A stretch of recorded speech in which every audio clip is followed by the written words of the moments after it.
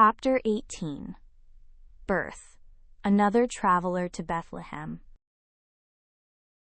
Whew, it's freezing. The cold bites through me, making me shiver. Having grown up only in warm Alexandria, I'm not used to this highland climate. Honestly, if it weren't for my father's stubbornness about keeping our family registration in Bethlehem, I wouldn't have had to come all the way here for the census. Many Jews, myself included, live abroad. Ever since the fall of the Jewish kingdom through the Ptolemaic and Seleucid dynasties, there have been waves of Jewish migration. Some were taken captive, some fled oppression, and many left simply to make a living like my family. My father is a grain merchant, trading between Egypt and Judea. He's originally from Bethlehem, but moved us to Alexandria for a better life. That was just after I was born, so it's been over 10 years now. Alexandria, though foreign to Jews, is a Roman city with a large Jewish population, so it isn't such a difficult place to live. In fact, it's probably a much better place than Judea. Unlike Judea's cities, perched in barren mountains, Alexandria is a thriving port on the Nile and the Mediterranean. They say Alexander the Great built cities with his name everywhere he conquered, but the most splendid is Alexandria in Egypt, where I live. It has everything: the Ptolemaic royal palace, the lighthouse of Pharos, one of the seven wonders, the great library, research institutes, museums, observatories, even zoos. Someone once called Alexandria the pearl of the Mediterranean, and I agree. Of course, not everyone shares my feelings. Some Jews dislike Alexandria for religious reasons, unsettled by the mix of so many peoples. Egyptians, Africans, Asians, Greeks, Romans, and Jews all live here together. I can see why it might bother some. Many Jews go beyond discomfort and come to hate Gentiles altogether. But what can we do? Alexandria belongs to its native people, and we're just diaspora Jews. To be honest, my father is almost one of those Jews who dislike Gentiles. Even though he moved to Alexandria when I was born, because times were hard, his heart is still back in Judea. That's why he's kept our family's registration in Bethlehem. Usually, when Rome orders a census, people register where they live. But some stubborn Jews insist on returning to their hometowns. Once, when my mother suggested updating our registration, I thought the house would explode. I knew my father could be stubborn, but his reaction that day was beyond anything I'd seen. He's truly frightening when his pride is wounded. My father's argument is always the same. Our real home is Bethlehem in Judea, not here. Alexandria is just a branch of his grain business. I understand his feelings. His hometown must mean everything to him. But the problem is, there's no main office left in Judea. It's a ridiculous situation. Only a branch, no headquarters. No matter how I look at it, I just can't understand my father. Among the Jews around us, unlike my father, some have adapted to their new lives, and a few have even left Judaism behind. From my father's point of view, those people deserve a beating. But I can see why they'd live that way. Maybe it's their way of rebelling against the narrow-mindedness of people like my father. But what good does it do? I can't even open my mouth in front of him. Because of my father, I've had my share of hardships.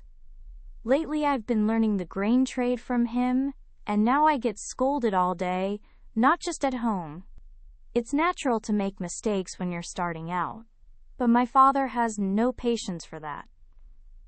Worse than the scolding, though, is his attitude. Why is he so harsh with his family, yet tries to look good in front of others? I'm sure he has his reasons, but seeing that two-faced behavior makes me dislike people in general. Of course, what I hate most is how I freeze up every time I stand before him. I'm naturally easygoing and hate feeling stifled. I tend to go with the flow, but if I show that side of myself at home, I get a severe scolding, so I pretend to be quick and sharp, which is exhausting. At home, I lock myself in my room to recover, and when I'm outside, I always look for quiet places. When I come to Judea with my father to sell grain, I search for quiet corners at relatives' houses or inns, but this time every house is packed, so despite the cold, I have no choice but to be outside. Sitting on a broad rock by the roadside, I look around Bethlehem, my father's hometown. It's where King David was born, and my father's so proud of it that I thought it would be something special, but it's just a small village. And a good part of it is taken up by the baggage of people like me.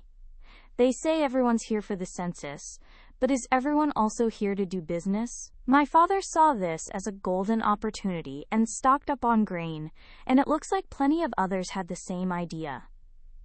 Jews really are unmatched in business. I'm Jewish too, but I have to admit it's impressive. Excuse me, do you have any rooms available? No, we're already full. My wife is about to give birth. Please, I beg you. I'm sorry. There's nothing I can do. Try another house. I hear voices from down the road. Peering into the dark street, I spot a man. He's knocking on every inn, looking for a room.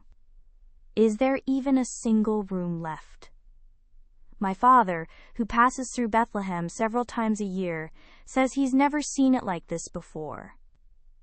In just a few minutes, I watch the man get turned away over and over. He's brought his pregnant wife, and I'm starting to worry.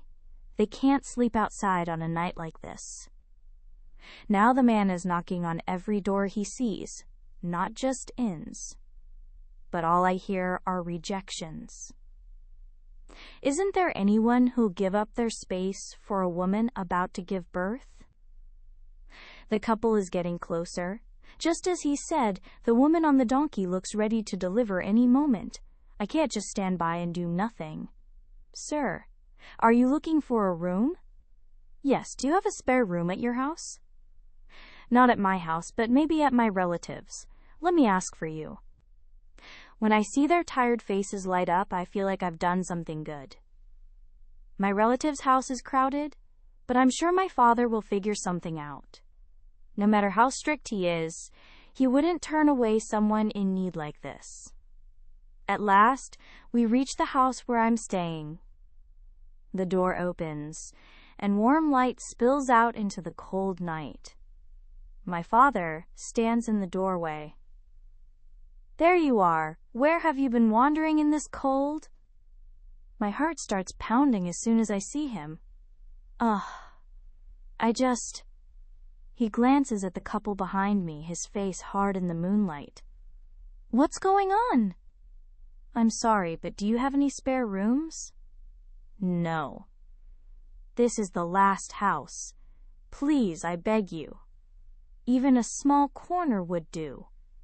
We can pay.